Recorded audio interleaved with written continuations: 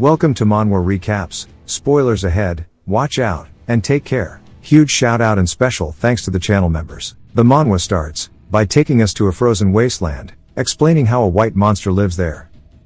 And it's a white serpent that devours glaciers. There's also a gray bear that causes earthquakes, and a vile rat that pollutes the seas. But an emperor who returned alive from the white wasteland once said the most dangerous thing there aren't the beasts at all. We're taken deeper into the white wasteland. We see a barbarian woman stomping on a bug, creating a giant explosion. A barbarian man grips onto another bug and rips it apart with his bare hands. As another man is slowly walking forward, the bugs are terrified of just his presence, and it's understandable why, as we see him effortlessly cut them into pieces. He looks at the other guy who ripped the bug apart and says only a barbarian would proudly wear their ignorance like that. And he asks how much longer he needs to hang around these ignorant brutes. The woman asks what he means by ignorant and if it's something they can eat. He sighs, saying never mind. As they start eating the bugs they just killed, the guy says he told them specifically not to eat that because it would kill them. They realize they made a mistake, and he starts glaring at them. He says it's been less than a week, and they already ate it all. The woman goes to explain it and says that it was the most noble challenge. The guy asks why she's so proud of it, before Baldy understands that what they ate was actually poisonous, and he begins foaming out of the mouth. We learn that Baldy's name is Greta. And the girl is surprised after seeing him fall over, and she tells him to get a hold of himself. The smart one watches, and as soon as she starts slapping the hell out of Greta to wake him up, he turns away and looks into the snow, saying this is not what he wants at all. In a world of fantasy and a world of wonder and magic, he quit his job and set off on a journey. He climbed the tallest mountain on Earth and reached the very center of the planet. He even made it to the southernmost point of the globe, but of course nothing happened. Reality was the furthest thing from fantasy. Every night he prayed that when he woke up he would be in the middle of a dream, and one day that prayer came true. It jumps to elsewhere, as we see a carriage being taken through the snow, and one of the dudes is complaining, and his boss tells him to wrap up tighter unless he wants to freeze to death. The mercenaries say that even if the rewards are great, this is plain foolish, since he says that crossing the white wasteland means that he has to be insane. His captain tells him to be quiet since they all agreed to this. They say they did, but they didn't think it would be like this. Inside of the wagon, we see a butler clicking his tongue. He then clears his throat, asking the lady inside the carriage if she's fine. She smiles, saying that she is. Her name is Mylena of the Akasha family. Outside, the mercenaries are complaining about how they're going to freeze to death, and the butler says this is rude of them. But Mylena says that he shouldn't be too harsh, since they're the ones who willingly escort them through this wasteland, and that they should bring them inside as they look like they're going to freeze to death. As the snow continues to pour, the butler says no, and that she already knows what dwells in these wastelands. She says that she knows of the monsters and explains that a long time ago an emperor who wanted to claim the entire world set his sights on conquering this white wasteland. He led countless warriors and soldiers, and even entered the wasteland himself, and years later, just as the empire had collapsed and faded from memory, the emperor had returned. He had lost all his men, returning alone and broken. He looked decades older and spoke like someone who had lost his mind. He said there were monsters in the wasteland, but the most dangerous thing wasn't the monsters, rather it was all of the barbarians, as this is where they live freely. The butler says that it's probably just a legend, and Mylena says the emperor's words held weight, and many of the monsters he described were later confirmed to exist. The butler laughs, saying there's never been a single sight of a barbarian. Mylena says that is true, as there are countless tales being told about the barbarians, but not a single sighting. The captain tells everybody to stop, as there's something out there. One of the other mercenaries asks what it is, and when he opens his eyes, all they see is a shadow because they can't see clearly. The captain then gets a better look at what it is, saying that he's got good news and bad news. His men tell him to spit it out, and he says the good news is that it's small. The bad news is that it's coming directly towards them.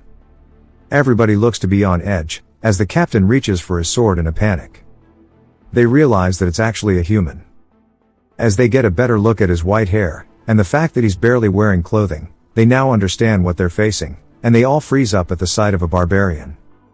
The man glances toward them, and he says that he came out for a stroll because he was sick of looking at other barbarians, and yet he found outsiders in the snow, and that sure is lucky. The man smiles, saying that he did not expect to run into anyone out here. We finally learn that he is an ashen barbarian named Kettle. He says it's nice to meet them. He looks around and asks if they're merchants. They say they are, and he says that he takes them to their hired guards. The captain says that's right, and Kettle says that he suggests they turn back, though he doubts they will. The captain freezes up, and Kettle realizes that someone must be in the carriage. Mylena is nervously sitting inside the carriage. And the captain is still scared, and Kettle offers his services to them. They're all confused, and he asks if he was too unclear, and that he's offering to help them cross the wasteland. The captain says that a barbarian from the legends is asking to join them, and if this is really all he wants. Asking if he's really not hostile. Kettle says if he were, they'd already be dead. Realizing that he's right, the captain turns and knocks on the carriage, asking if she heard that. Mylena says that she did. And the butler asks what's going on. The captain says that the barbarian wants to be a mercenary, asking what she wants to do about it. Mylena thinks about it, asking if they fought him if they could win. The captain says he personally would not recommend it, as he can tell the dude is a beast. Mylena then hesitates, but says that they can do it, and that they will accept his offer. The captain says okay, and he turns back, telling Kettle that she has agreed. Kettle smiles, saying that is some great news. They're still scared of him, and he starts slowly approaching them. The captain asks what he wants, and Kettle tells him to relax, as they're just the hired help, and he needs to speak to the one in charge face to face. The captain says that if he tries anything, and Kettle says he already knows, that he'll regret it. And he starts walking past him. One of the mercenaries asks if it's really okay to let them meet. The captain says that the employer already gave her consent, but they're still very uneasy about it, saying that they should try stopping him. The captain asks how the hell they plan to do that, and they should not be ridiculous. Even though Butler is freaking out, asking what she has done, and Mylena tells him to calm down. Kettle then knocks on the carriage, asking if he can enter. Poor Butler is having a heart attack, and Mylena audibly gulps before saying come in. Kettle begins smiling. Now inside the carriage, the butler is cramped while Kettle looks comfortable. He says that he needs the butler to calm down because he has no intention of harming him. The butler is freaking out, saying that he shouldn't lie to him, and Mylena is just in awe that a barbarian from legend is standing before her. She says that it's a pleasure to meet him. Kettle says the pleasure is his, and that it's surprisingly warm here. Even for an indoor space, it must be difficult to maintain this level of warmth with all the snow outside. She says that it's taken care of with magic. Kettle says that he's really excited to see magic, especially when it comes to this world. She just wonders what that means, and he says as they may know, this place is dangerous. The chances of them passing through here safely with those mercenaries are slim to none, and that's why he will protect their lives. But he has one condition that they must follow. They look a bit worried, and Mylena asks what it is that he desires. He says that he wants knowledge of the world outside of these snow fields, and that the information they possess is all that he wants. She finds that a bit of a surprise, and Kettle says surely it's not a bad deal for her. She doesn't even know if she has a choice in the matter or not, and says that she understands. Kettle says that's good, asking for her name, and she introduces herself giving her full government ID. Kettle introduces himself, saying that he looks forward to working with her. He has always yearned for a fantasy world, and when he opened his eyes one day, he found himself as a barbarian in a snow field. There was no time to figure out why. All that existed here was terrible freezing cold, and endlessly strong monsters. To survive, he led the tribe in the snow field, hunting and desperately holding on. He doesn't even know how much time has passed. For countless years, he has strived relentlessly to escape this snow field. However, every single time he'd get to the border, he'd run into a magical barrier, and his quest is incomplete, and he cannot leave the snow field until it's completed. He was unable to leave due to this, and just when he was about to give up on everything, although he has no idea why they would willingly come to such a godforsaken place, people would occasionally visit from outside. That's when he realized that the world outside the snow field was the world of magic and fantasy he had so longed for. His own fantasy world. From that point on, he began to move beyond mere survival, and act in earnest. He followed his quest, and we see him on quest 295 to kill a giant lizard. He trampled monsters and completed every quest given to him, in order to leave with a single-minded determination to get out. As long as he is stuck in this damn snow field, the information he can get from outsiders is incredibly precious. But most of the humans he's met so far have either panicked and drawn their blades, or have gone half mad, such as the Emperor. And this time, it seems like he can have a proper conversation, and he wonders how long has it been since he's had someone he can talk to like this, as he's been surrounded by nothing but ignorant barbarians. He listens to the rattling of the carriages, saying that it seems like she's transporting weapons. She's surprised, asking how he knew. He says he can hear the sharp clang of steel from the wagons, and there's no way he wouldn't be able to tell. He then asks if there's a war going on outside. She says there is. The Empire and the Kingdom are currently at war. Kettle says that the outside world isn't peaceful. She says it's not. The massive empire is pushing forward with overwhelming numbers and supplies, but the kingdom is not easily pushed back. That's because the swordsmaster and the hero are protecting the borders. Kettle's surprised there's both a hero and a swordsmaster, asking which powers they wield. She then asks if he's perhaps unfamiliar with mysteries. Kettle says he's never once left the snowfields. She says that she doesn't actually know the details herself, but there exists a power in the world known as mystery. Only a very small number of people can sense or use it, and they are granted one of the 5 ranks of strength. First, the third rate. This refers to those who can sense the power. The second rate is people who can use the power. First are individuals who can manifest the power. Mystery is mana or aura. Typically, knights, mages, and spirit summoners belong to this. Beyond that, the ranks become meaningless, as they are individuals who have surpassed common comprehension. The transcendent are beings who can dominate and freely wield mystery, capable of splitting heaven and earth. The swordsmaster belongs to this rank. The hero is in a league of his own. He is a monster who has gone beyond the domination of mystery to influence the world itself. The hero in and of itself is a legendary existence.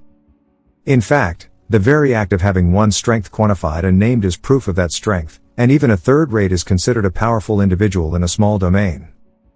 Kettle says he wants to meet them. She asks him to repeat. She just looks surprised by this. Kettle says he can't even remember how long he's been trapped here, and he was just desperate to survive. All he knows is that this is a snow field in the middle of a fantasy world, and he can't escape. And that he's always yearned to explore a fantasy world, and he really wants to get out of here. He smiles, saying that it's not a want, but a must. Mylena asks if he's a barbarian. He says it wouldn't be wrong to say that's the case, and judging by their reactions, they seem to be aware of the barbarian's existence. She says that's because of the legend. Kettle is surprised, asking about it, and she just finds it curious that he didn't know, even though he said that he's never gone out. She then tells him about the Emperor, and Kettle recalls it, saying that he thought he was just a madman. She asks what he means, and he says it was nothing, but her legends are probably correct, as he's met people like that before. He then comments on the number of wagons, saying that it seems she's transporting a rather large quantity of weapons, asking why they are passing through the snow field. She's surprised, and then tells him that they're in a bad spot, and that she needs a lot of money. He asks why, and she tells him that her family has been in commerce for generations. They accumulated a great deal of wealth, but due to the sabotage of those who were jealous, they had a crazy amount of debt. This journey is to prevent her family's downfall. Kettle says in that case, she must be planning to sell weapons to the kingdom that is the war of the empire. She asks how he picked that up so fast, and he says that she already said that the empire is pushing forward with overwhelming numbers. If that's the case, they wouldn't have any problem with weapons supply, and if not the empire, then it must be the kingdom in need of weapons. He doesn't know the values of the outside world, but an amount like this must be worth quite a bit, worth risking their lives to cross the snow field as well. And seeing as how she's trying to cross it, there must be no other way to get to the kingdom, asking if their territory's border happens to touch the empire's. She's just surprised that he picked all this up so fast, like he's a fantasy Sherlock Holmes. But tells him that's correct, and she heard that the barbarian of the legends was an ignorant savage, and she asks him who he is and if he is really a barbarian. The carriage then comes to a halt, which startles her, and even the butler asks what's going on. We hear a nasty screech outside. Kettle says it seems like they have some uninvited guests. Outside of the carriage, we see a giant monster that looks like it's melting. The captain is panicked, and so is Mylena, because it's called a black slime. Kettle asks if that's what it's called. She says yes, it's a monster documented in the records. He asks what records she's talking about, and she says that many powerful warriors have attempted to conquer the white snow field, and few of them returned alive. Those who did wrote down what they saw in books, and among those monsters, black slime is the most frequently recorded, asking Kettle if he also knows about them. He says of course, they're chewy and actually pretty good. So he eats them as snacks. She looks disgusted, asking if he really eats them. He asks if she wants to try one, saying that she should go catch it. She says hell no, and the entire carriage starts rattling, because outside the monster is screeching, going straight towards them. The captain is panicked, and Mylena asks Kettle to do something. He just sits there, and she asks him what he's doing. He says that he made a contract with her. He said he would protect their lives, so he has no intention of moving unless there's real danger. She asks what he means, and he says that they can handle that themselves. The black slime starts going towards them, and the captain tells his men to put up a shield. They do so, as we see him getting pushed back into the snow. He then gets yeeted. The other mercenary goes in screaming with his axe ready for an attack, but he as well gets sent flying backwards into one of the carriages. He drops his axe, asking what the hell is going on. Then it goes for the captain, and he warns them all that it only moves in straight lines, so they should scatter and coordinate. The other mercenaries say yes, as they ready themselves, and one of them starts going for an attack on its side. He swings, and the black slime turns towards him. As he cuts through its face, it begins to scream, shooting out purple goo. He then raises his spear and throws it forward, and it pierces straight through the head of the black slime. Now that they see their attacks are working, the captain gains confidence, telling them all to keep attacking, and he runs through with his sword imbued with a green aura and slices through it. He says simple attacks won't work, and they need to aim for the core hidden inside. As they all work together to deal with it, the captain raises his sword and pierces down with a final blow, shattering the core. The black slime is now defeated. The mercenaries, surprised they have won, start chanting, saying they finally did it. Mylena as well is just excited, saying that they actually did it. Kettle just looks disappointed. They continue their trek, and they had to stop because of a giant wolf. The mercenaries start attacking, aiming for its throat in unison. They're actually managing to hold their own as we see them cut through its neck, causing it to bleed out. The mercenaries then say that the snow field is not as rumored after all, and that the rumors are just exaggerated. The captain warns them not to let their guards down, as they are not even halfway through yet. One of the mercenaries then wonders if that barbarian is even strong after all, as it's just a legend of the emperor, just like this wasteland. He might just be the bottom of the food chain in this snow field, and he's starting to think he's just leeching off of them. At the very least, they should test his skills. There's then a knock on the carriage, and Mylena wonders what it is.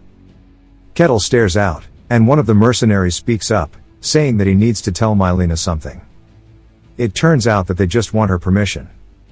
As mercenaries, they have a contract with her, so it's only natural they need to guarantee her safety. She says that she's grateful that they accepted the job, as everybody else ran away after hearing. The mercenaries say that there is one thing they can't accept. The barbarian hasn't fought even once. She tries to explain, and he asks if he's allowed to test whether Kettle truly deserves special treatment. She wonders what kind of test he's talking about and looks towards the captain anxiously. He says that he tried to stop them, but they wouldn't listen. Kettle smiles, asking if they really want to test his skills, saying he doesn't mind, but it's not possible right now. They ask what he means, and he tells them that they have guests ahead of them. They ask what nonsense he's talking about. And we hear a monster saying that the frail mortals outside have arrived, and that he's going to enjoy this rare delicacy today. The mercenaries all look scared and turn up, seeing a giant serpent, asking the humans to bark for him and struggle all day like that will be seasoning for it. Freaky snake, average Valorant player. Mylena starts screaming as she covers her ears. The mercenaries as well brace themselves, because the winds are harsh and cold. Kettle says this is enough, these people are his guest, and he tells the snake to go back. The snake asks why he's here and if he's forgotten the laws of the snowfields, if he strays far from his tribe's territory. Kettle cuts it off, saying that's none of his concern. The snake tells him not to be ridiculous, as it starts to form a giant blizzard tornado, warning him that he is the snake. Kettle says he needs to be taught a lesson, and then he rears back his fist and punches the snake straight in its gut.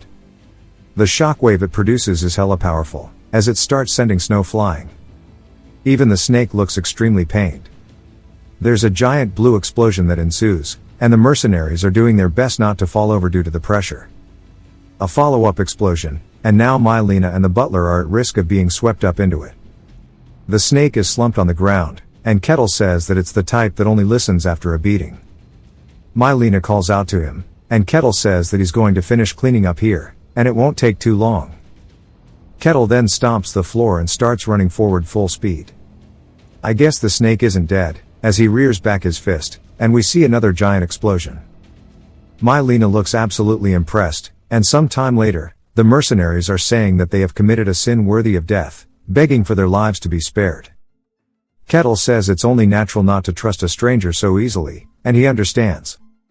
They continue their trek, and outside the butler is low-key freezing to death. Kettle looks at him and tells Mylena there is something he is curious about. She asks what it is, and he says judging by her attire and her speech, she doesn't belong to a mere agent for her family. So why is she personally embarking on such a life-threatening journey? She says that he is very sharp, and that she is the first daughter of Lady Belyaka, the concubine of Lord Kasakakasha. Kettle asks if that means her mother is the second wife. She says yes, she came through a political marriage only to be used and abandoned. She is a pitiful mother, unable to secure any real power. That she and her mother are family in name only. In reality, they are nothing to the Akashas and are treated like servants. She realizes that she has been oversharing due to Kettle's silence, and tells him that she volunteered for this trade mission. She is surprised and says that even though it is a life-threatening journey, because someone has to set an example, she decided to do it. Kettle says she is very intelligent, she has great ambition, but that greed is good. She is just surprised and goes to say something, and we hear people outside screaming out of excitement. They both turn, and we see her eyes light up. The captain says they have arrived, as they see grass, meaning they have made it through the snowfields. They thank Kettle, and he asks how they will manage the return trip. She says that by then she could simply pass through the empire. He says that makes sense, as she will have sold the weapons, and she will be empty-handed, so crossing the borders won't be difficult. She then calls out to him, saying that before he said that she was intelligent and ambitious, asking what exactly he meant. He says exactly what it sounds like. While she is intelligent, at the same time, she is very ambitious. Her family was once highly renowned, but it is now teetering on the brink due to a lack of funds. So even though she is the daughter of a concubine, if she personally makes a move to carve out a path for survival while her family faces ruin, it is very obvious who her subjects will trust and follow. Her goal is to seize control of her family, asking if he is wrong with his assumption. Kettle says that was definitely a perfect answer, and she says that he's not wrong at all. Kettle says that he was right, and that the child of a concubine taking on a dangerous challenge to inherit the family name is a tale as old as time. But she thinks of him as super smart, and not like those fools who think they're clever, and the power he used to defeat the white snake without a scratch. If she were to become his, it would be different, and she asks if he's ever considered leaving the fields, and if he would like to join her. He says he'll decline for now, as he still has something to take care of. She looks defeated, but realizes that it might not be over, and grabs onto something, handing him a pendant, asking if he'll accept it. And if by some chance he comes to the outside world and looks for her family, to show them this. He says that if it's a gift, he will gladly accept it. She then thanks him and hopes they will meet again one day. He says same, and they drive off into the forest. We then get a time skip of 5 years. And finally, all conditions have been met. He has completed 784 quests, and he may now leave the snowfields. So it's finally time for him to explore the fantasy world he's been longing for, and he looks really excited. He starts smelling his surroundings, saying it's everything he's missed, the smell of grass, flowing water, everything he couldn't smell in the frozen wasteland is so nice. He turns back and yells at the wasteland, saying that he hopes he never has to go back. Kettle says that this is a place he dreamed of even in his sleep. A world of illusions and the unknown he thought he could never reach. Though his starting point went horribly wrong, he somehow survived, so he can enjoy the world full of magic, swords, dragons, and elves, and really embrace the fantasy itself. Without that desire, he would have died a long time ago. The snowy plains was a hell he couldn't survive with a mere will to live. He spots some glowing lights off in the distance, saying that must be a village, and finally he'll meet some civilized people. He tried to talk to his fellow barbarians, who sleep in snow holes, about the need for shelter. But they'd blankly stare at him, not understanding a thing he said, and he really misses human villages. He wonders what to say for the first greeting, and if he'll go with hello or ask about the world. Whatever it is, he has decided to be gentlemanly. As he gets closer and closer, we see the trees look really unique. A man stretches out his hand, telling all the fellow elves that this will now be their home, and they look super excited about it. He tells everybody to unpack their things, but one of the other elves asks him a question. The elder asks what's wrong with him, and he asks if the place is really safe. Gandalf says that it is, and that this is an extremely remote area, and humans can't come here. He says that he knows that part as well, however the snowy plains are right nearby. Gandalf asks if he's really worried about the monsters from the plains, and the dude says that they are very close by. Gandalf tells him it's not a problem. For thousands of years, nothing has ever come out of the snowy plains. Besides, they've even placed a barrier just in case. It's a barrier that obscures presence and makes this place look like an ordinary forest. They barely managed to implement it after designing it for months using ancient elven magic. As long as this barrier exists, outsiders can never approach them, and even if the monsters of the snowy plains did, it wouldn't have mattered. As Kettle puts his hand through the barrier, we see it rip, and he says that he feels like he just tore something, wondering what that was, and also how far he has to go to see the village. He then looks over, surprised, as he spots a little elf girl lost in the forest it seems. He says he can't believe it's an elf, and a real one at that. It's one of the most iconic races of any fantasy world. He didn't expect to meet one so soon, and this sure is lucky, and he's glad to be alive. The little girl though is scared, as she doesn't know where she is, and she might have wandered too far. She then notices a shadow looming over her, and her face is filled with horror as Kettle greets her with a very scary hello. She freezes up instantly, and then starts to faint. But before she falls to the ground, Kettle catches her and wonders what's wrong. He says that he hasn't even had a proper conversation, and she's suddenly fainted, and since it's come to this, he wonders if he should take the child to the village. Depending on the mythology, elves are generally a gentle race aligned with order and good. If he returns the child, maybe he'll be welcomed as a kind person. He wonders what it would feel like to be welcomed by elves, and he smiles, saying that he's looking forward to it, as he picks her up and looks off towards where he needs to go. As he is, they're freaking out about how there's a human here, and one of the women is screaming about her child. They ask how the hell he got through the barrier, and Kettle says this is not going as planned. The kid's mother is just bawling, screaming, and Gandalf says there's no way, asking how a human can be here, and says that there should have been a barrier. They then warn him that there's been a crack in the barrier, and Gandalf freaks out, asking where the queen is. They say that she is currently away on a brief patrol of the area. Kettle tries to say that he's not their enemy, and they warn him that if he does not return the child, they'll chase him to death. Gandalf says that his location has been exposed. The barrier was made with ancient elven magic, and no mere trick could even let someone approach it. The fact it's broken must mean that humans came fully prepared, and he wonders for how long they have been tracking him. Kettle just wonders if he's registered, and says that he needs to clear the misunderstanding. He looks down, seeing the little girl shaking as tears fill up her eyes. She then opens them, surprised, as he puts her on the ground, telling her to return to her people. She looks back up towards him and sees the fact that bro looks like a straight villain, and she gets scared before screaming and crying, running back to her mother. Kettle just wonders if his face is that scary. He says that he thought his face was pretty decent, but since he's returned the child, he tells them all that he's not their enemy. Gandalf says that the hostage has been relieved, and that everyone get ready to attack. As they draw back their bows, they shoot out magical arrows towards Kettle, and he wonders if they just can't hear him. Kettle says that elves are more savage than he imagined, and that elves are supposed to be a gentle people who love nature and seek peace, but these elves are violent and savage. Then he says that it makes sense, as they live in the wild, and nature is a world where only the strong survive, which is far from peaceful. It's only natural that they'd be ferocious, and that this is what it must really be like. As the arrows are bouncing off of him, they shoot out another barrage. They wonder what kind of artifact he's wrapped in, as it has to have a limit, saying that they need to keep attacking. Kettle raises both hands and says they need to be calm, as he claps, sending out a giant shockwave, shattering what I assume is the sound barrier, as it shoots out a massive explosion. The elves are almost sent flying backwards, and they say they need to deploy their barrier.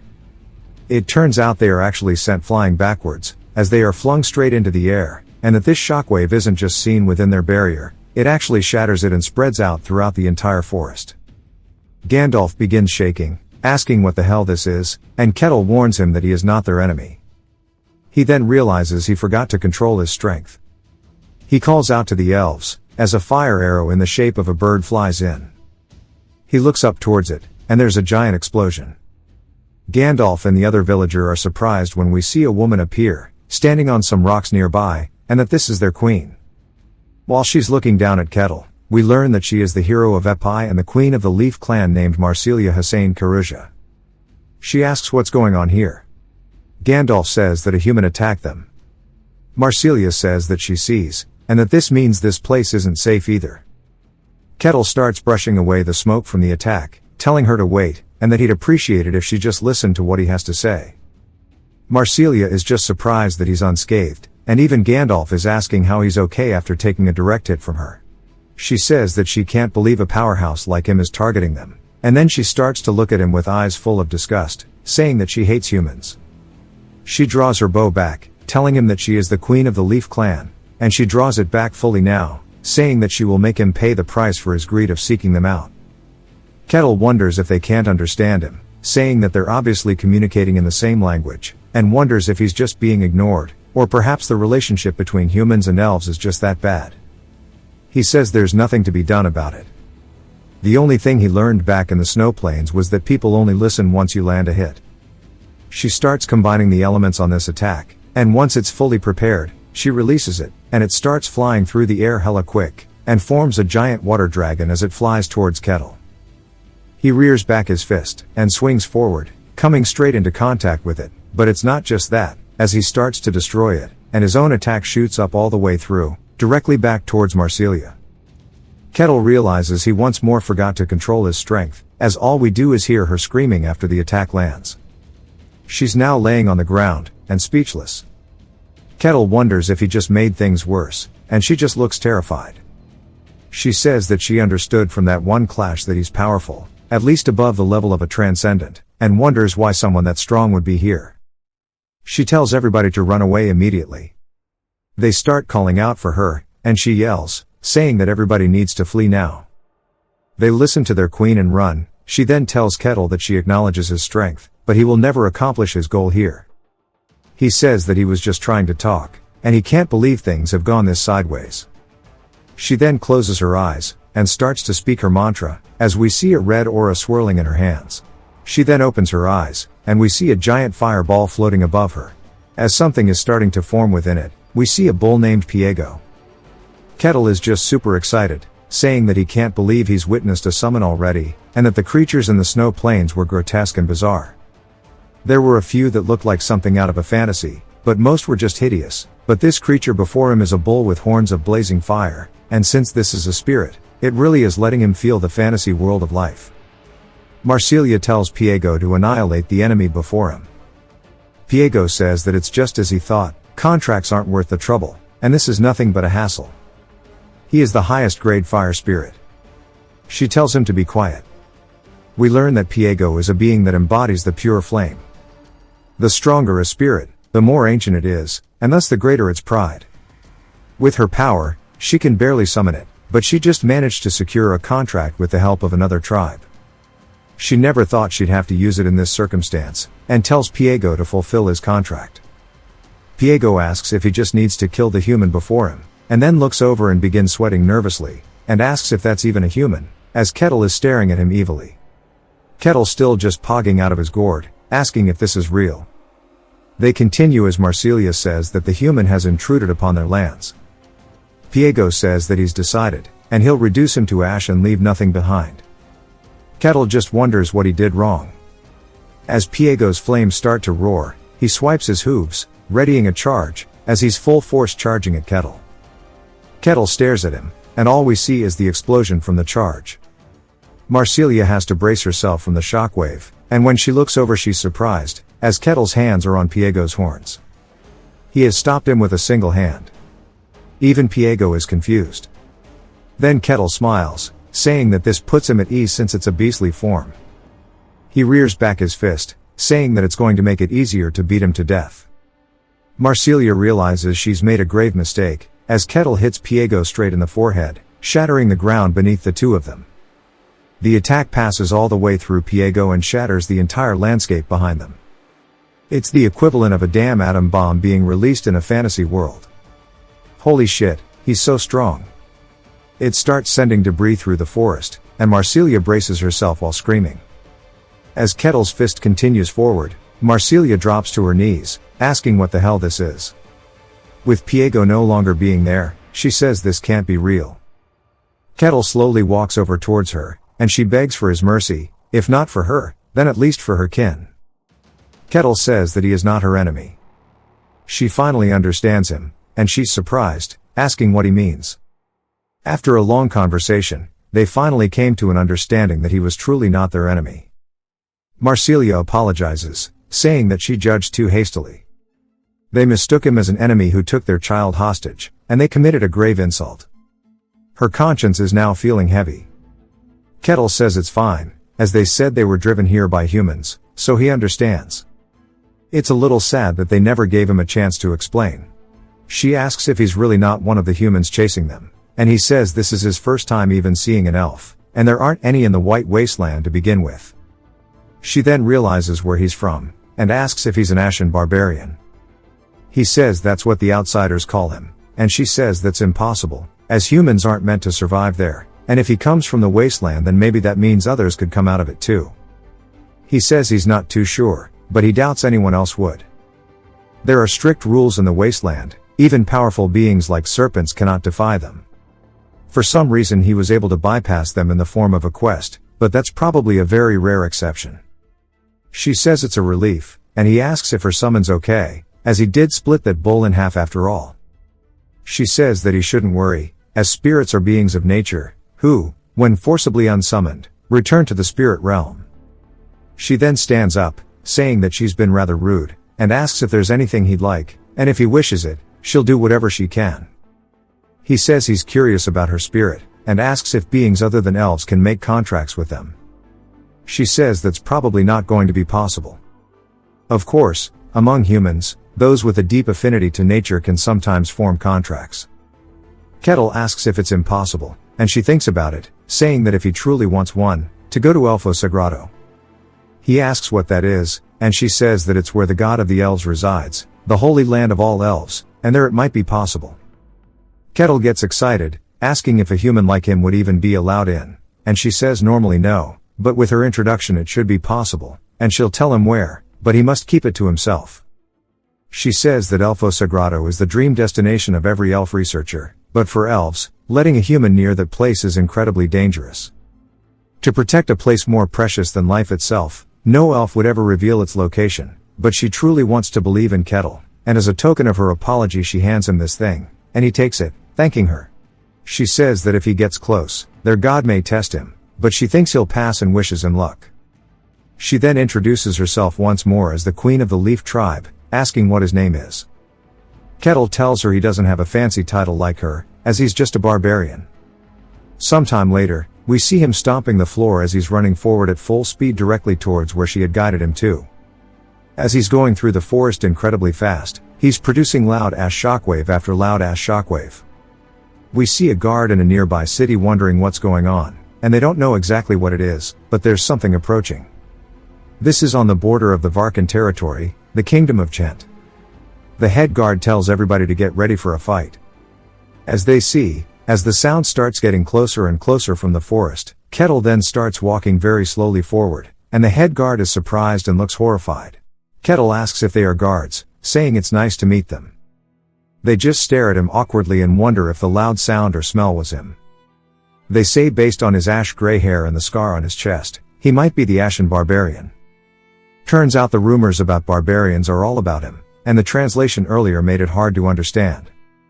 He walks forward, and they tell him to stop. As if he comes any closer, they will attack. Kettle says he would prefer if they were calm, as he is not their enemy. The guards ask what he seeks from them. Kettle raises his hand and points forward. They turn to see what he is pointing at, asking if he means the wall. He says he would just like to visit their territory. They stare at him blankly, and it jumps to Kettle being asked by the captain if he just wants to visit the territory and pass through it. Kettle says if possible he would like to stay for a while, but he's not sure how long. The captain asks what his name is, and Kettle tells him. He asks if he is someone who can verify his identity, or any form of ID. Kettle says he doesn't, and then he thinks about it, recalling what Mylena said. He grabs the emulant and pulls it out, asking if this is enough to verify. He asks what that is, and Kettle tells him that it's the crest of House Akasha, and he received it from someone of the bloodline. The guard captain says that if it's the Akasha family, then they must be the merchant family from the Danian kingdom. Kettle asks if he knows them, and the guy says it's a house that has been gaining prominence lately. Their powers have grown rapidly since a new head took over a few years ago. Kettle asks if it can be used to verify his identity. He says yes. The guard captain says that it doesn't look fake, but it's hard to confirm. Kettle asks if it's not from this kingdom, and the guard captain says no, this is from the kingdom of Gehenna, and it can't be confirmed, but it is helpful, and he may enter, but there's a condition. Kettle asks what it is. The guard captain says they need confirmation that he's not a threat. Turns out they're just asking him to form a party, as there are 3 others trying to enter the territory. The condition is to clear a dungeon near the domain with those whose identities are unclear. Kettle says the conditions are easier than he expected, and that he accepts it. The guard captain tells him there's one more condition. After clearing the dungeon, he must report everything that happened inside. Kettle now understands that those with unclear statuses are meant to observe one another, and in the process they identify any suspicious ones. He thinks it's pretty clever. The guard captain says that it's not exactly like that, asking if he's really a barbarian.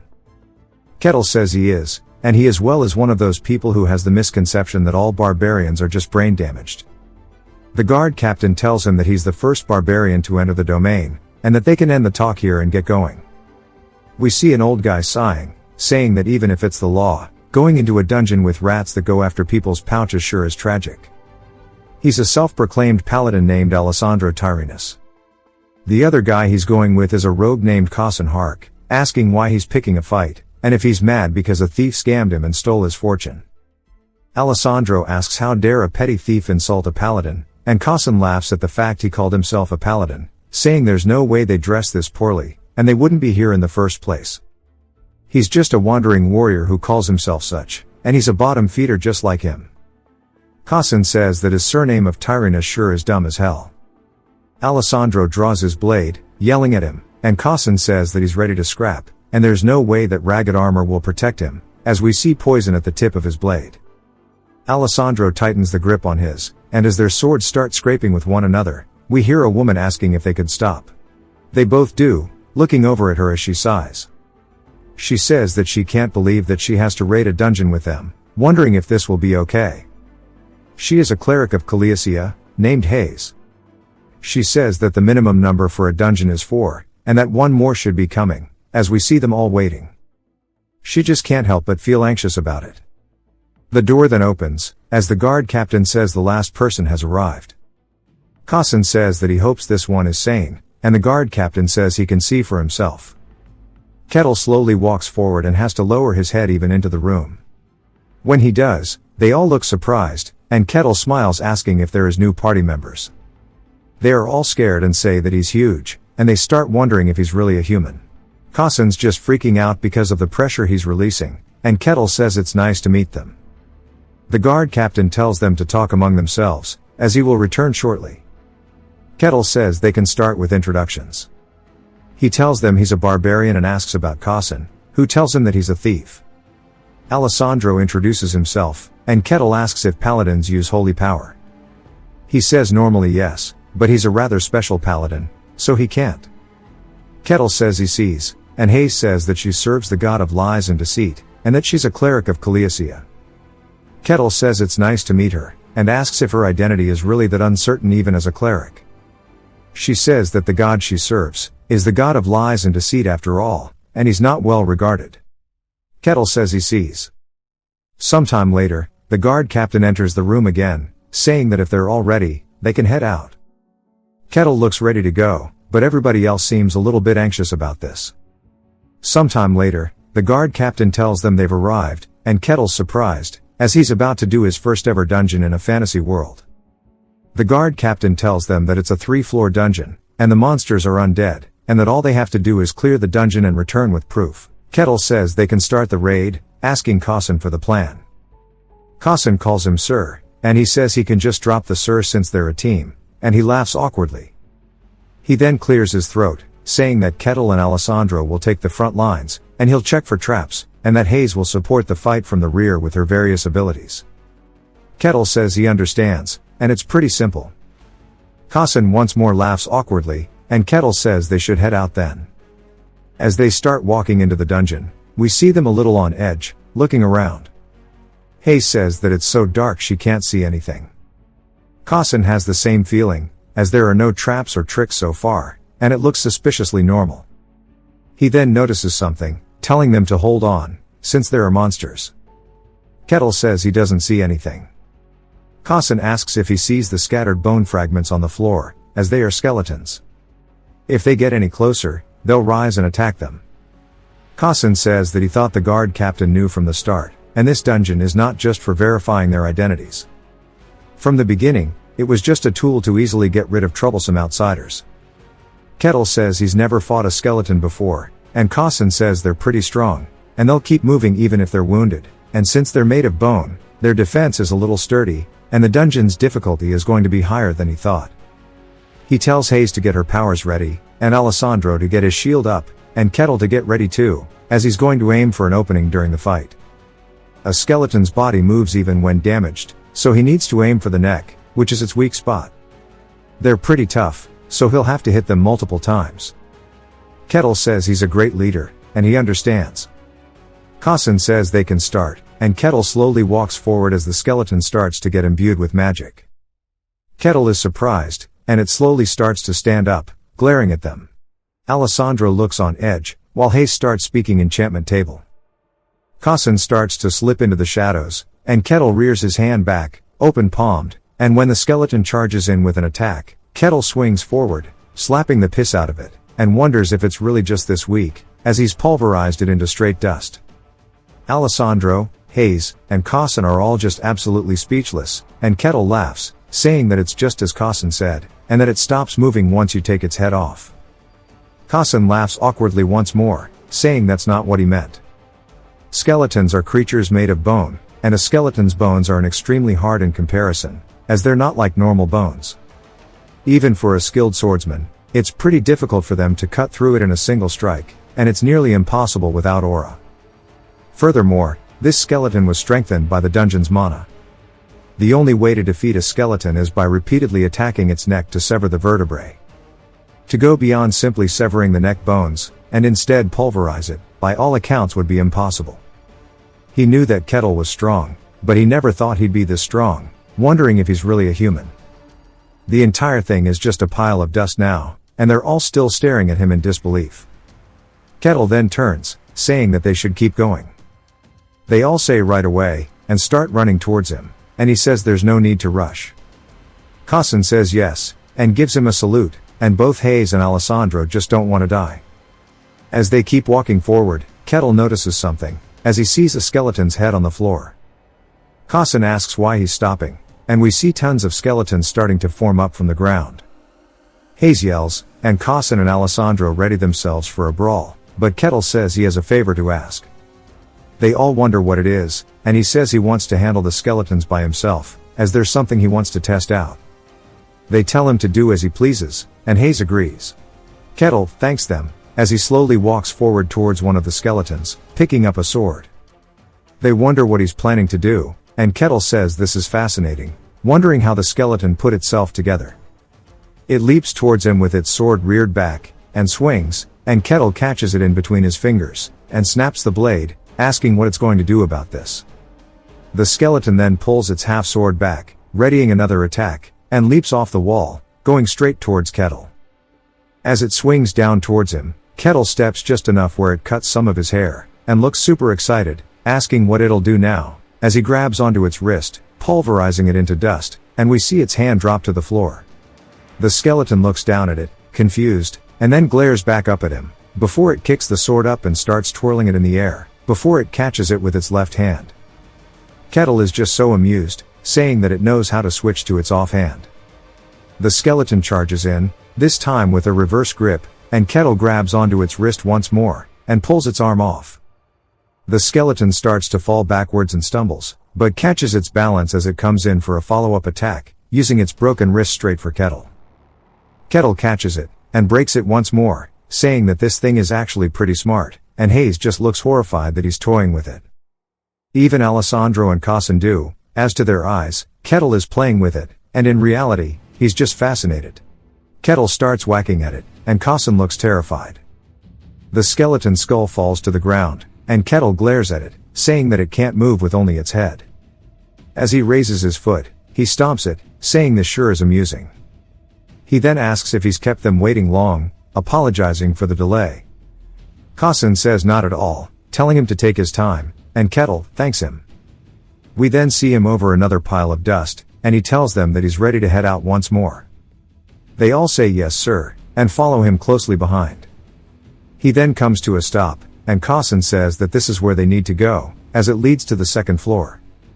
They start heading down the stairs, and Kassen lets out a sigh, saying that it would be best if they took a brief rest. Kettle looks up at them, and thinks about it, saying that would indeed be for the best, and Kassen thanks him before bowing. We see Kettle sitting there, and they rest but they all just look super awkward.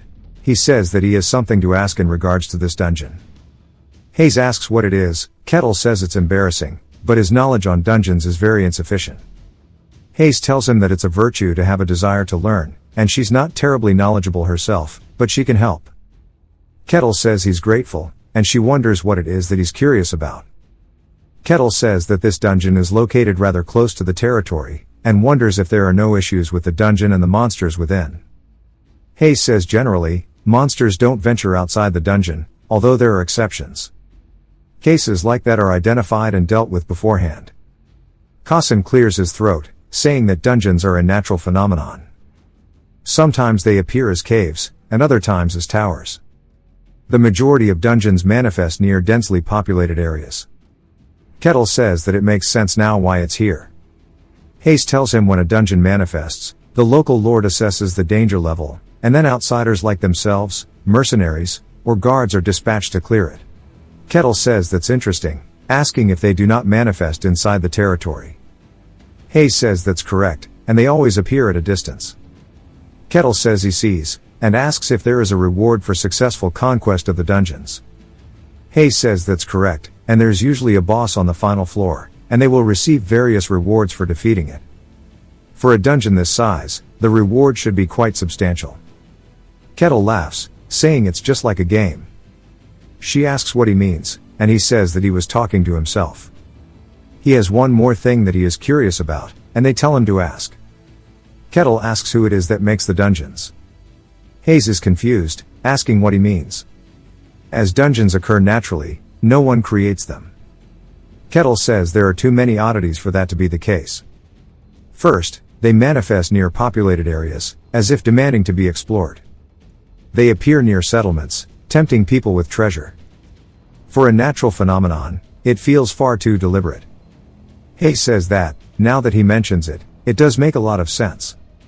That was such a given, she never even thought to question it. Even Kassen says he never considered it, or even doubted it. It was simply the natural order. They wonder how a barbarian is questioning the very truth of their world, as barbarians by all accounts are ignorant and savage people. All beings devoid of blood and tears.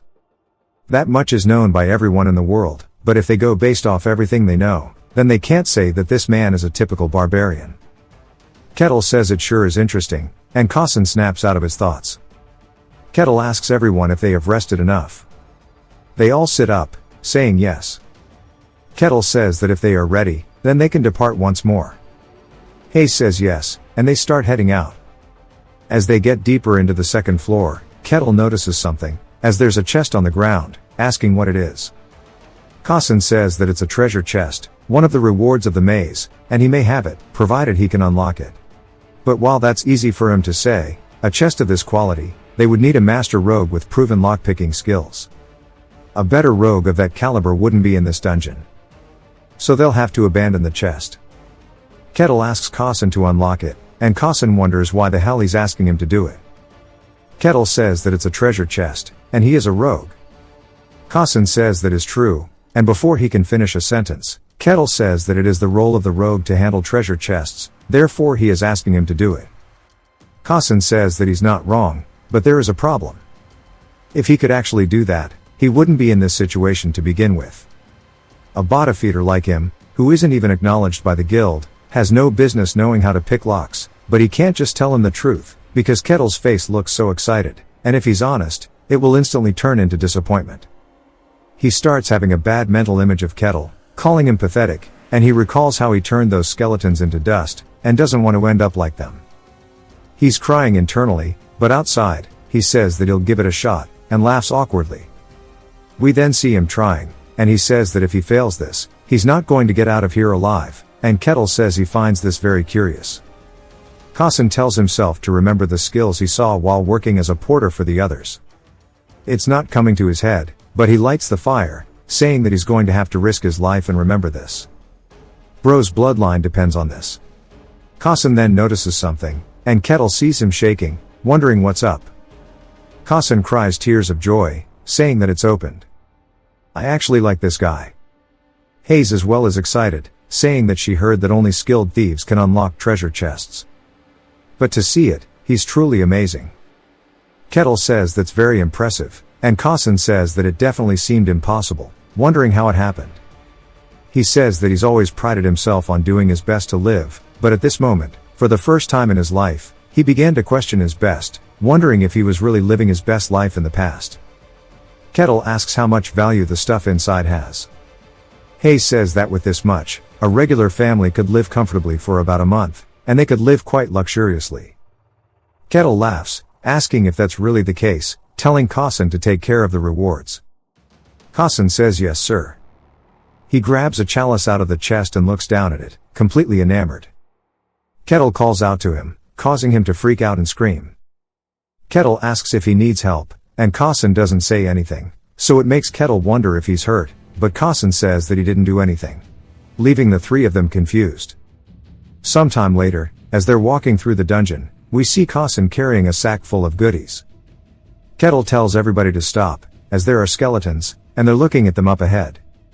From the bones, there are 4. Kettle says he'll handle 3 of them. They all realize what this means, and he says that he'll leave the last one to them. Kasen says this is going to be a real battle, and Alessandro and Hayes are ready as well. Kettle walks forward, and as the skeletons start to wake up, Kasen says that whenever he sees it, the sight of bones being assembled gives him chills. As they're now starting to stand up, we see all 4 of them, and Kettle tells everybody to get ready. We see a golden aura enveloping all 3 of them from Hayes' buff. Kettle tells them to start the fight, and Kasen charges in. He swings at one of them, cutting its neck, but it wasn't enough, and then when the other skeletons go to surround him, Kettle grabs onto them, pulling 3 of them away like he said he would, saying that this is a rare spectacle, and they shouldn't interrupt, and he'll let them all handle it. The skeleton raises its sword, swaying down, at which Alessandro blocks. As it's busy grinding against his shield, Kasen leaps off the wall, coming in for an attack from behind and swings towards its back. Hayes takes this chance while it's distracted and uses a spell called the Shadow of Confusion, giving Alessandro a big buff as he's glowing very golden. He dashes forward, slicing through the skeleton's neck with his attack. The skeleton drops to its knees, but we see that its neck was only fractured. It then starts laughing, realizing it lived, and Kettle as well begins laughing, as we see he's already dealt with the other 3 skeletons, saying that it's really impressive to see a party's core skills in action firsthand, and that it's quite rare. He then crushes one of the skulls in his hand, saying that with the obstacles cleared, he wants to enjoy the show. Kasen goes in for a follow-up, and they all realize now that Kettle is doing this as a test for the three of them. The poor skeleton looks scared and a little confused as to why they're all looming over him, because the three of them realize if they show weakness, they'll die. At least they think Kettle will kill them for some reason. They all start whacking the shit out of it, and we see its skull on the ground. Alessandro falls to his knees, but so do the other two, as they seem exhausted. Kettle says there's no doubt the ones that came with Mylena must have been strong after all. They get to the third floor, and there are even more skeletons. The number has increased, but with Kettle leading the front, they were able to proceed without difficulty. And finally, as everybody looks extremely locked in, they have made it to the deepest part of the dungeon now. They stand before a skeleton and a throne, and we learn that it's called a skeleton knight. Hayes says there's no way there's something like this here, and Kettle asks if it's different from the others they faced. They tell him that it's strong. Hayes says that a skeleton knight is a skeleton wielding a longsword and a shield. Unless it's a knight-level fighter, they had no chance of winning, and this is a monster they can't handle. Kettle asks what happens if they can't clear this and decide to retreat. Hayes says in that case, a confirmation will be requested from the territory, and if it's a reasonable decision, it'll be processed without an issue. Kettle smiles, and Hayes is confused on why he's walking forward. Kettle says that beating it is a reasonable decision, as the skeleton knight begins to awaken. The skeleton knight is now standing up, and Kettle says that a skeleton that maintains its form is very interesting. It then lowers down into its stance, and Hayes realizes this, telling them to watch out, as she puts up a barrier blocking its very wide-range attack. Her barrier begins to crack, and her face looks visibly strained as we see it shatter through her barrier.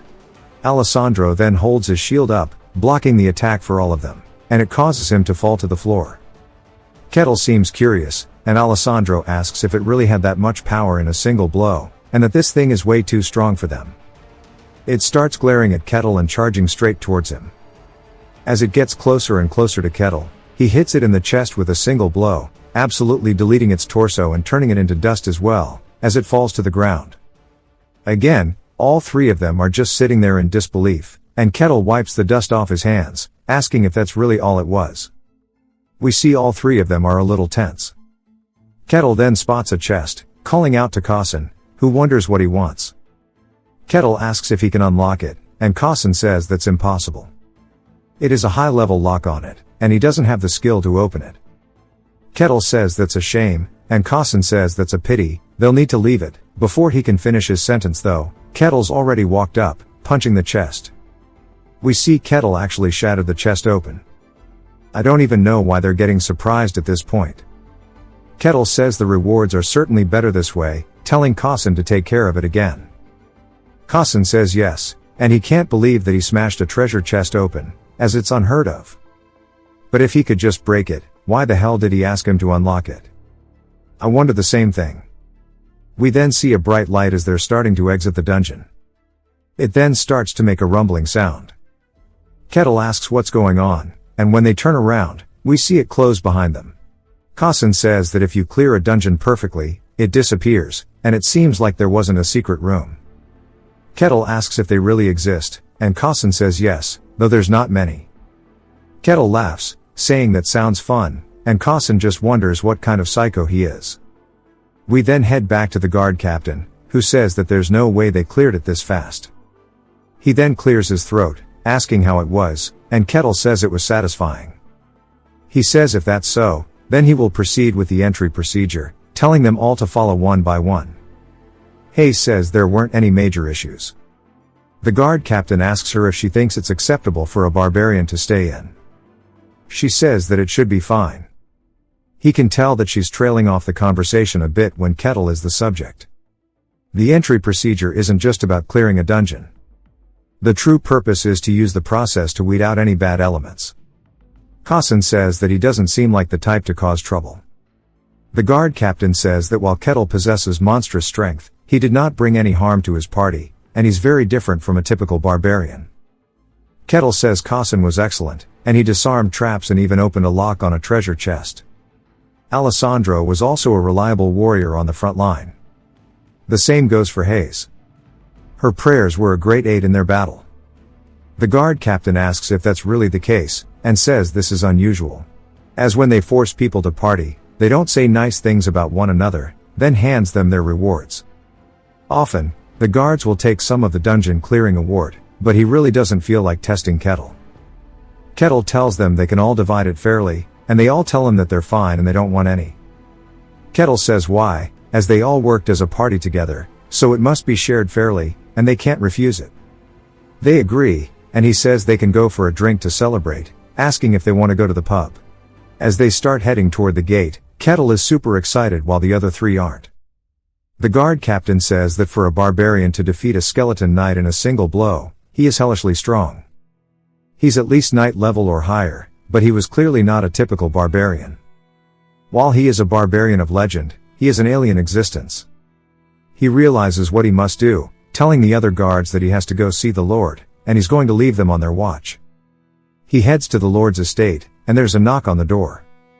The Lord says to enter, and the guard captain does so. The Lord asks what he wants. We are introduced to Luke Varkin, the Lord of this land. The guard captain says that the first captain is reporting to the Lord that a barbarian has appeared in their domain. Luke asks if he granted him permission. The first captain says that he judged that it wouldn't be a major issue. Luke asks what the problem is then. The first captain says that he's strong enough to be a problem. Luke asks how strong. He says that he took down a skeleton knight in a single blow. Luke looks genuinely surprised, as it is a monster that no one below the level of a knight can face, and he defeated it in a single strike. And that barbarians are simple, ignorant beings who solve everything through the logic of strength, asking if he's saying he's a first rate. The captain says that's a high probability. Luke asks what the possibility of him being stronger is, and he says that he cannot deny it. That's probably what the case is. Luke says to think a warrior of that caliber, and a barbarian of that, would be here is going to be an incredible headache. He tells the captain to summon him for now. The captain asks if he's sure that's wise. Luke says the very presence of such a powerful individual roaming the territory is a source of instability. It would put his mind at ease to see him with his own eyes. The captain warns him that it could be dangerous. And Luke says that fear not, as he is his knight here beside him. The captain looks genuinely surprised that he didn't even notice him, and Luke asks what his thoughts are. His knight says that he may possess some power, but he's just a barbarian, an ignorant brute with no intelligence. Before his swordsmanship, taught directly by the great sword master, he will be nothing. Luke nods his head, telling the captain to summon the barbarian, as he will speak with him himself. Back at the pub, Kettle is devouring all the food he can, while the other three just watch and are a little disgusted by how he eats like a pig. Kettle slams his ale on the table, saying this is delicious, and he loves the atmosphere. He also likes how quiet it is, and that it's his treat, so they can eat as much as they like. They laugh awkwardly, and Kettle asks Alessandro if he's a paladin. Alessandro says that's right, and Kettle asks what kind of divine power he uses, as they didn't see him use any while they were clearing the dungeon. Alessandro says that he's still in training, so his power hasn't awakened, and Kettle says that's a shame, as he wanted to see it. Alessandro awkwardly clears his throat, and then Kettle asks Hayes about her god, asking if there's a temple nearby. She says there isn't, and her god is not generally a very welcome deity, as again she is the god of lies and deceit, and she is shunned and cast out by the masses. She then gets a little nervous, but decides to do it, asking Kettle just how strong he is. Kassen and Alessandro are surprised. Kettle is very innocent, and says in terms of his rank, that it has not been long since he left home, so he's very curious, and he wonders how strong a skeleton knight is. They say that he needs to at least be a second-rate to face one, and a first-rate warrior could defeat it like he did. He asks if that's really considered second-rate, and then the waiter comes over nervously, saying that it's time for their shop to close, and Kettle apologizes, saying that they'll get going. He asks if everyone has plans or schedule, and they all instantly say they do, and they're hella busy, so they can't do anything with them. Kettle says that's a pity, as he supposes this is where they part ways, and he hopes to see them again. Of course, not a single one of them want to see him again, because they're scared. And then he finds a nice inn and lays down, saying this is the first time he's laid in a bed since coming here. It's a relief he can afford a room without any issues, thanks to the dungeon reward. And compared to the snowy plains, this is a paradise.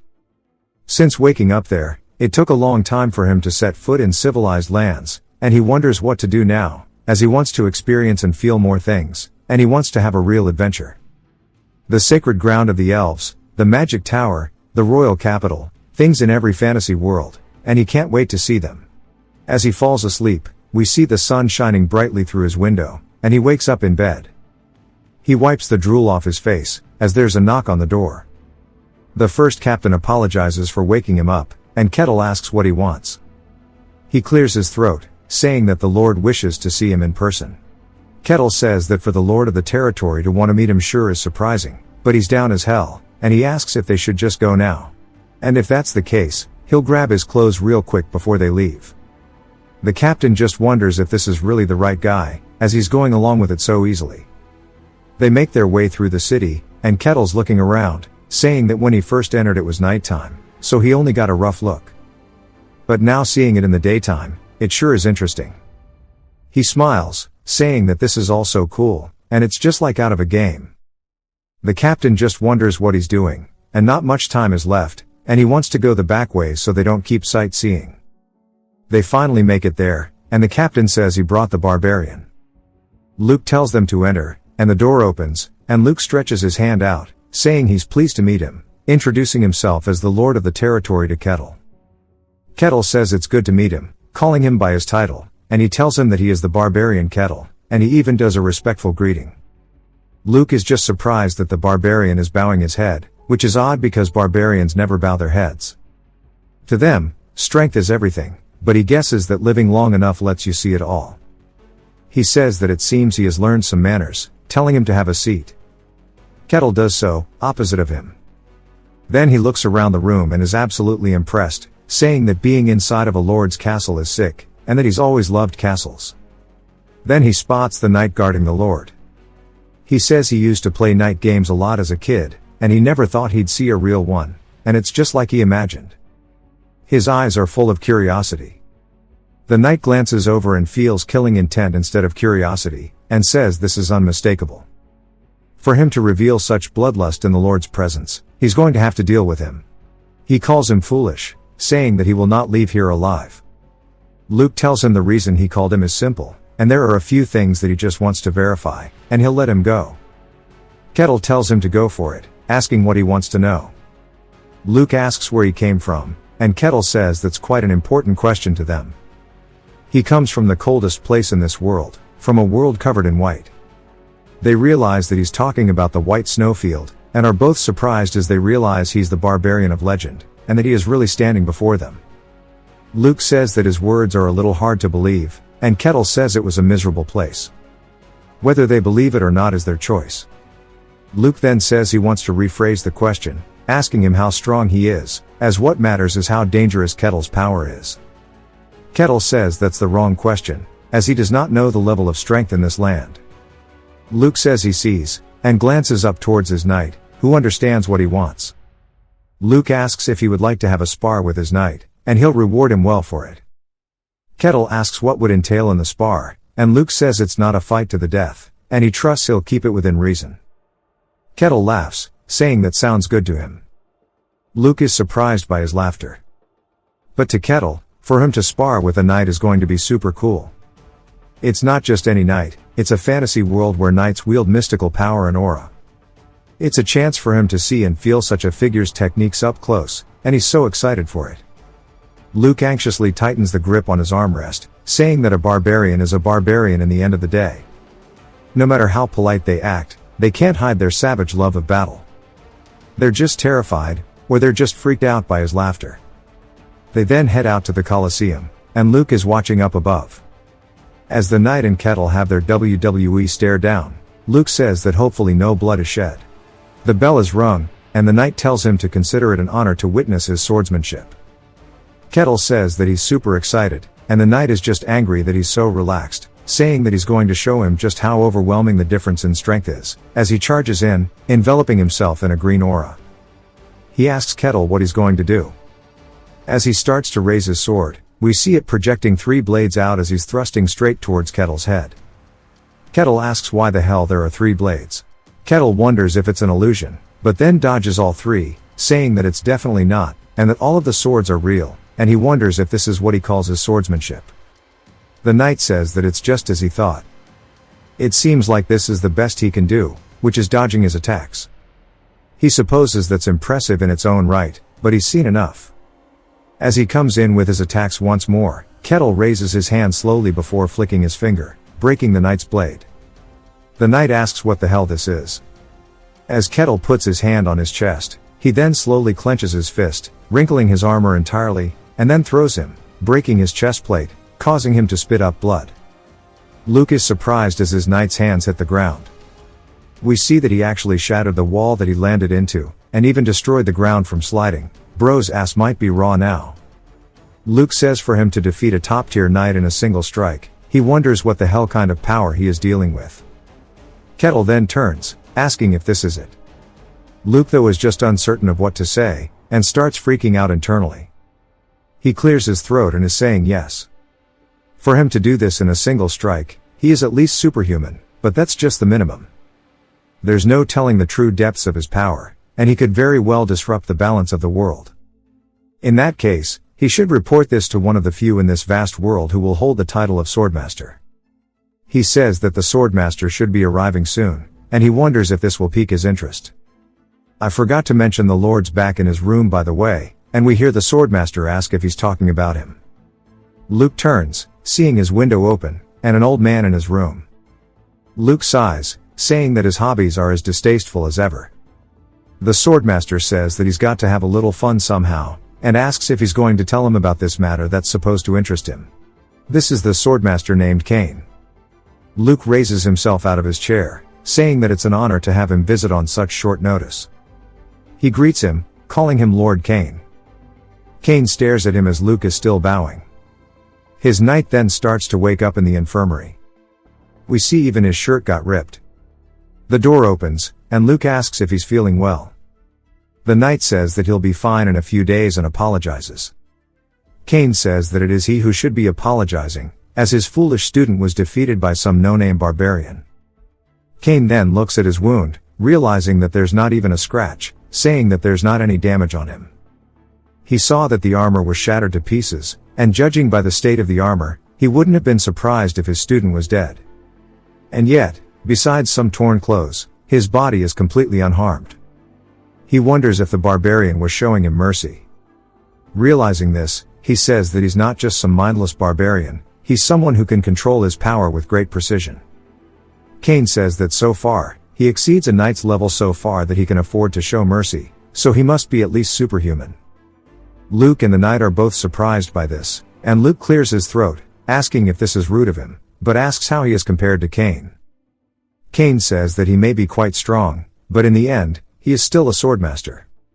Even if he can wield superhuman strength, he won't be a match for him. Luke laughs, saying that's right, but then Kane says that it doesn't seem like he used aura, and for him to command such power without one, that's impossible through normal means.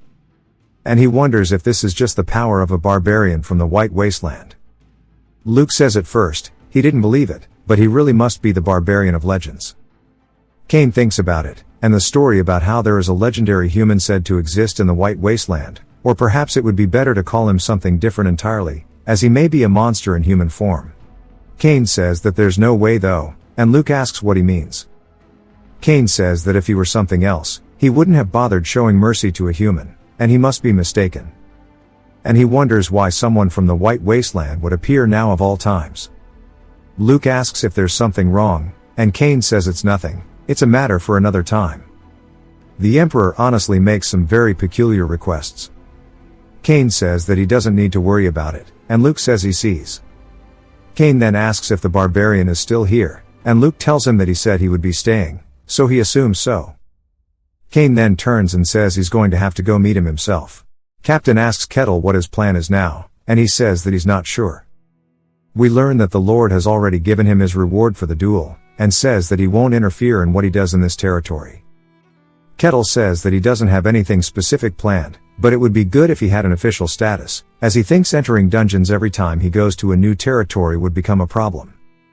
The captain says if that's the case, one way is to have someone of high status act as his sponsor and vouch for his identity. Or the other thing, Kettle asks what the other option is, and he tells him to become a mercenary. If he builds a track record as a mercenary and earns the guild's recognition, his status can be officially acknowledged. But unless a mercenary reaches a certain status, they're basically just errand boys. I think that's the captain when he was a mercenary. He says that with his strength, the sponsor would be the easier route, but Kettle is just surprised there's a way like that. As a mercenary, is someone who accepts requests to hunt monsters. It's the ultimate fantasy dream, and in that case, he'd ask where he has to go to become one. The captain tells him that there's a guild hall, and Kettle says he would appreciate it if he could show him the way. The knight captain is just curious as to why he wants to be a mercenary and says sure. Mercenaries are those who roam the world taking on requests. Some people see romance in their lives, but in reality, mercenaries without status belong to the very bottom of society. Even mercenaries of some scale often die trying to clear unidentified dungeons, and they're merely fodder for all kinds of dirty work. That's why the lower tier of mercenary society is filthy, disgraceful, and noisy. As inside the mercenary guild hall, we see somebody get smacked in the face as he falls to the floor. He gets back up, asking the other dude if he wants to scrap, and the dude tells him to bring it on. The other people are just watching, and they start making bets. And there's a woman at the receptionist just sighing as it's still happening. Her coworker calls out to her, asking how the new recruits are today, and we learn that the girl's name is Rosa, and she says that it's terrible, and they're all just weirdos. One's some lunatic claiming to be a paladin, the others are rogue, and the nun looks alright, but because of who she serves, no one trusts her either. And she just seems defeated. Her coworker says that's disappointing, and Rosa says that there's not a single decent person coming through, and that these muscle-headed mercs keep picking fights all day, and if only a cool, handsome prince on a white horse would appear and rescue her from this desk job. The door then opens, and she gets hopeful and looks up, spotting Kettle, and he asks if this is the guild hall. The guy stops fighting, and everybody looks over, asking if a barbarian really just entered the mercenary guild. Kettle is just excited to be there. He says that he's come to become a mercenary, and Rosa asks why he wants to become one, and she's very scared. He says there are several reasons, but he heard that working as a mercenary can get his status recognized. She says that's true, but in order for a mercenary to have their status recognized, he'll need to build up a lot of accomplishments, asking if he's okay with that. He says he is, and she says that she'll register him as a mercenary for 5 copper coins, asking for his name and age. Kettle tells her his name, but says that he's not sure for his age. She says that she'll just put down something reasonable then, and then hands him his registration and his mercenary badge, and it represents his status, so he can't lose it. Kettle looks down at it, and then picks it up, all excited, like a kid at Christmas. He asks what kind of jobs are available, and if he can take one on right away. She asks if he means requests, as they don't call them jobs, and that these are the ones he can currently take on. He asks if this is really all there is after looking at it, as it's just things like herb gathering, basement cleaning, sewer cleaning, street cleaning, and night patrol. She says that since he's an F-rank mercenary, these are the only ones he can do, and she hears that barbarians are proud, and she's scared that he might lash out, and that if he starts with simpler jobs and builds up his record, he'll eventually qualify for harder ones. He says that he'll take this one, and she wonders what it'll be, as he points to herb gathering. She asks if he's certain, and he says that this is the job, and he has no problem with it. He then asks where he has to gather them, and she says just outside the village, showing him an identification drawing of what they look like.